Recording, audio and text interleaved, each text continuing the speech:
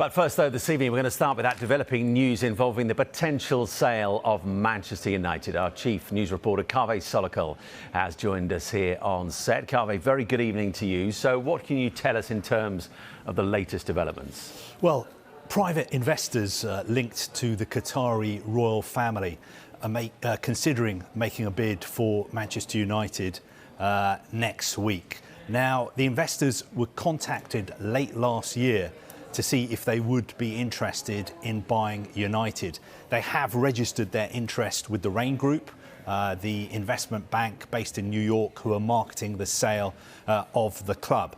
And Rain have asked for bids to be in before the end of next week, on Friday.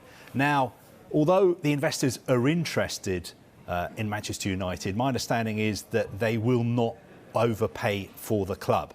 Of course, it's been well reported that the Glazer family, who own Manchester United, are looking for a sale price of around £6 billion.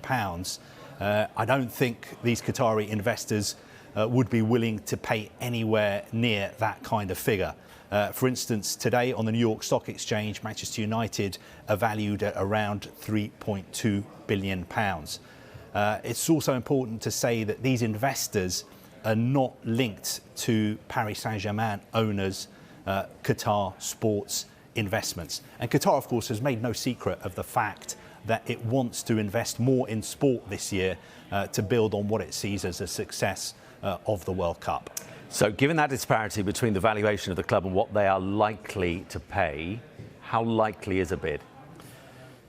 I think it's in the balance at the moment. I've been trying to find out whether a bid will definitely go in. I'm being told that it's a possibility. And I'm also being told that it's important to remember that these Qatari investors were approached about making a bid for United. So I don't think they themselves have made the running and thought that this is a deal that we have to do, this is a club we want to buy. So I would be a little bit cautious about whether a bid actually materialises. There has, of course, this week been some excellent reporting in the Daily Mail and also the Times newspaper.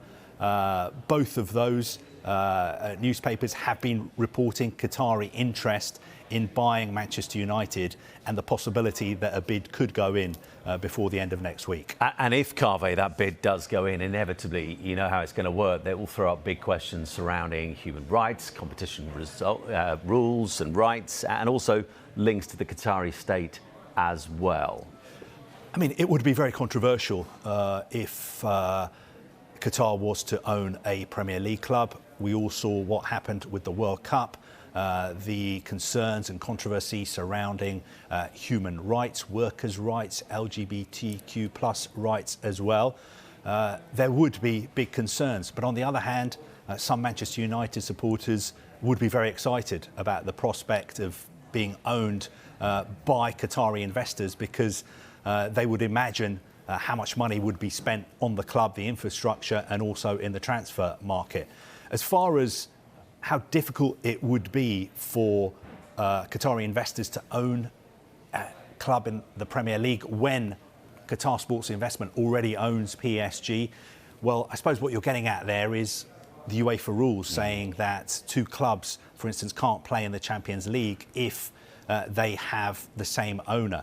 Now, I think in this case, there would be a way round it because PSG are owned by Qatar Sports Investments, and they are not the party who are interested in buying Manchester United. So Manchester United could end up having Qatari owners, but it would not be the same owners technically as PSG.